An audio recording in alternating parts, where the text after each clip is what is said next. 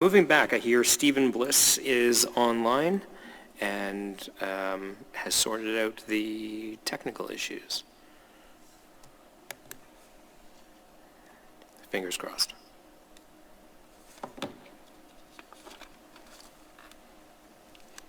Yes, hello, can you hear me? Yes, we can. Go ahead, Stephen. Very good. You are having very serious technical problems tonight. I have received numerous messages that I am not allowed to unmute myself, even when I was called upon to speak. That's deeply troubling for anybody who is tonight trying to make a virtual submission.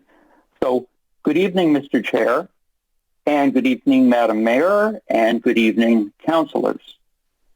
Thank you for sharing my presentation. This is an adjournment application because I see serious procedural problems with the way that this matter is before this committee tonight. Could we go to slide number 2, please?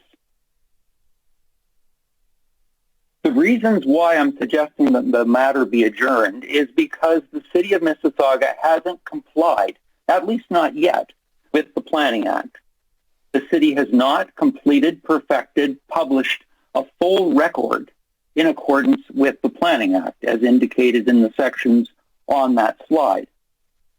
I'm sure that all of the councillors have thoroughly read Appendix 3, containing 578 pages, and Appendix 4, 266 pages, that are in the materials that are attached to the agenda.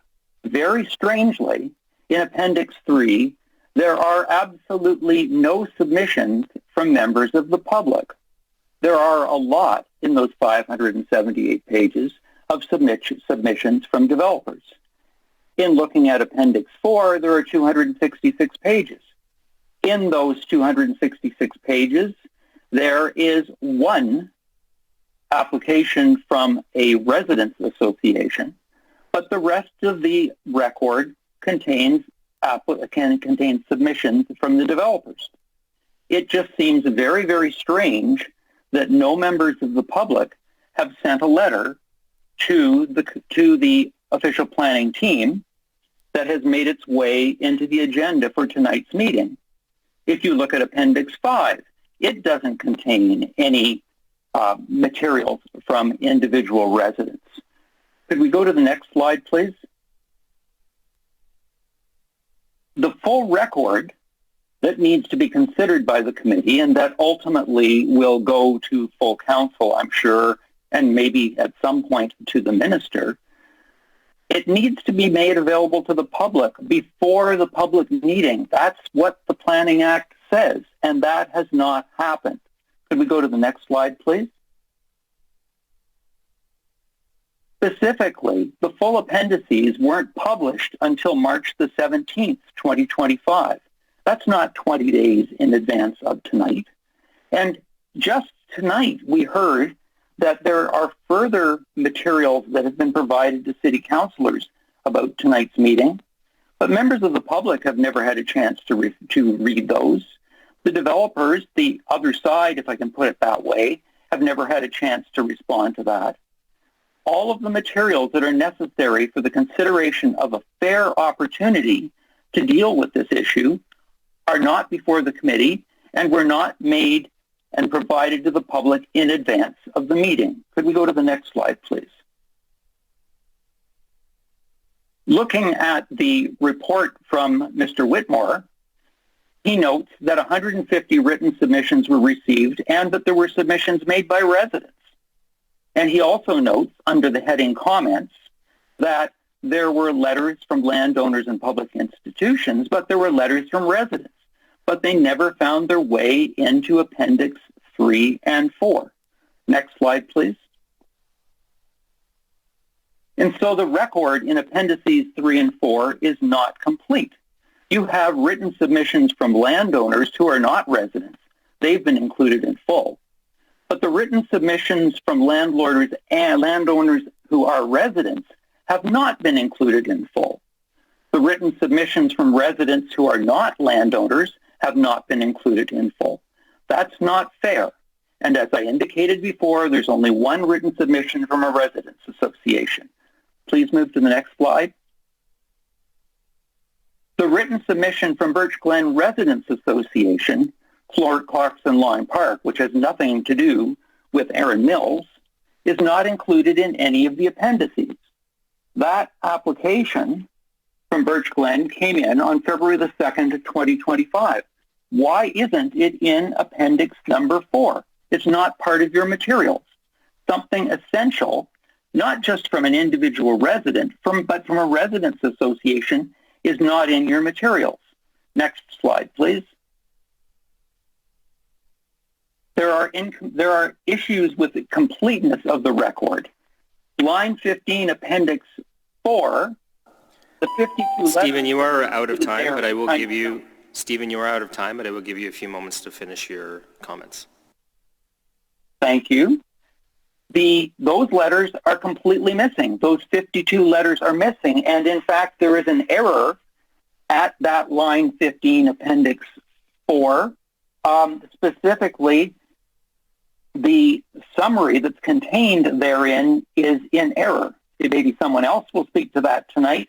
But the point is that the individuals who wrote the letter from EMSRA, the staff did not, in its summary, indicate properly what was contained in the summary. So could we go to my last slide, please? And then I'll wrap up. So the remedy that I'm asking for is that you adjourn or postpone consideration to a future date of this item on the agenda because you do not have jurisdiction to go any further with respect to this matter. And there needs to be an order that you make, a request that you make to staff that they will perfect the record so that when the matter goes on to any further level, there is a full record that can be properly considered by the decision makers. Thank you very much for this opportunity. Thank you, Stephen. Councillor Mahoney. Thank you, Mr. Chair, and thank you very much, Stephen, for your deputation today. I am not an expert on the Planning Act, but I am going to go to our staff. We do have our Commissioner and Ben Phillips from Planning, as well as our legal staff that are here to address it. So, Ben, just in regards to compliance with the Planning Act, can I just have you provide comments? Yes, through the chair, I can confirm that we did comply with the Planning Act, which requires adequate information and material to be published to the public in advance, and that's what we did. There is no requirement for the full public record, which would mean every single material that's submitted. So we did that. In terms of the emails, they were template emails, so we just indicated the number of emails that we received and generally the contents of those emails. Subsequently, we have posted those emails to our website. We've sent all of council a link if they want to look at those emails. So, yes. So they are posted now. That's correct. Okay. Leah, can I ask you to provide comment from a legal standpoint? Thank you. Through the chair to the councillor, I would agree with Ben's comments that the Planning Act requirements have been met and exceeded given the engagement that staff have engaged in. I would also add that the deputant has been laying out an expectation for full disclosure so that there may be a rebuttal in front of council. And I just want to make clear that the Planning Act makes clear that when council or committee is sitting and discharging its functions under the Planning Act, it is exercising a legislative function. This is not a court, and committee members not sitting as members of the judiciary. And so for that reason, the Planning Act requires a fair opportunity to make representation, and that's what this committee and this process has provided. Okay, thank you. Just appreciate the clarification because, again, I'm certainly not an expert in the Planning Act, so thanks, Mr. Chair. Thank you. And Councillor Mahoney, we received the deputation. All those in favour? That carries. Thank you very much. Continue.